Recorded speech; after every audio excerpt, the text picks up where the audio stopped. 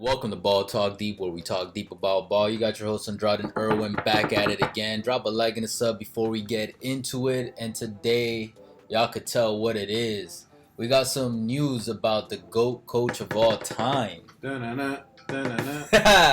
Ty Lue has officially signed as the head coach of the Los Angeles Clippers. GOAT? I thought Frank Vogel was the GOAT. Well, did Frank Vogel bring back a 3-1 team to a championship? He won in a bubble. He won in a bubble. Against an injured 5 seed. And what? Damn. And what do those two coaches have in common? They have Coach LeBron James. Coach LeBron James. So I think this news is actually a little bigger than... It's getting credit for. To an extent, yeah, because it's like...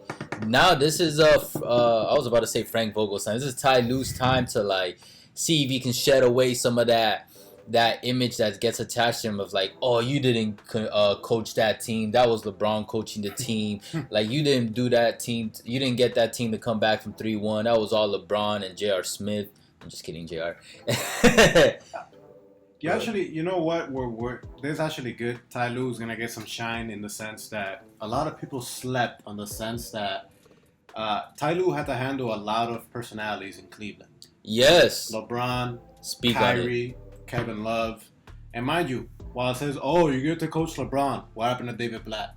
Yep. He got his ass fired. Eric Spoelstra almost got his ass fired. Well, not literally fired, but LeBron was opposed to him early on. Exactly, until he earned his respect. And you know what? That's where we're going to see the change because the Clippers obviously needed a change. No disrespect to Doc Rivers. He's a great coach and a champion. And the Clippers needed a coach, like you're saying, that can handle those big-ass egos. Because maybe Kawhi doesn't have... I think Kawhi low-key has one, though. But PG, Paul George... Definitely has an ego. Right? And then fucking Patrick Beverly... And Lou Williams. Lou Will?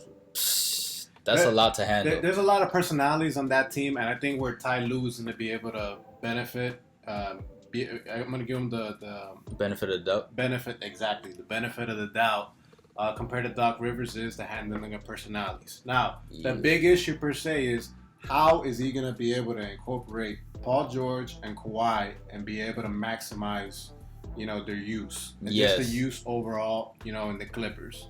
Because at the end of the day, that's what happened, with the Clippers, that Doc Rivers just couldn't figure it out. It's going to be interesting to say, but I think Ty Lue, let's give him a chance. I think he'll be able to pull it out. And what's an interesting point?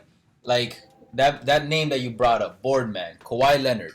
I think it's like he's getting the polar opposite best player for the two teams he's head coach for. Like the Cavs, he had LeBron James. LeBron is known for being a leader on and off the court, and he basically is like a coach in himself because the man has a high ass basketball IQ, and on top of that, he's very vocal. He learned that in his Miami days. He's very vocal, and he'll literally lead the team as a coach. Kawhi, as talented as Kawhi is like basically the polar opposite. It's like... Yeah, he more bends into the background. Yeah, and he doesn't...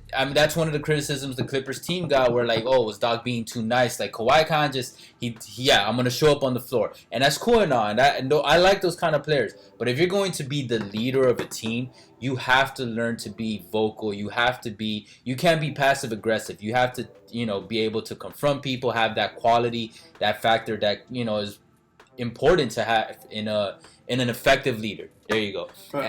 Oh no, I was gonna say, so that goes to show whatever this Clippers team does in terms of success or even failures. Now Ty Lue is definitely going to get a bulk of the credit, if not most of the credit, because of the difference in star players he's handling with. Like with LeBron, it's like a lot of people kept saying, oh yeah, 3-1, but that doesn't say much about Ty Lue's coaching game because whatever.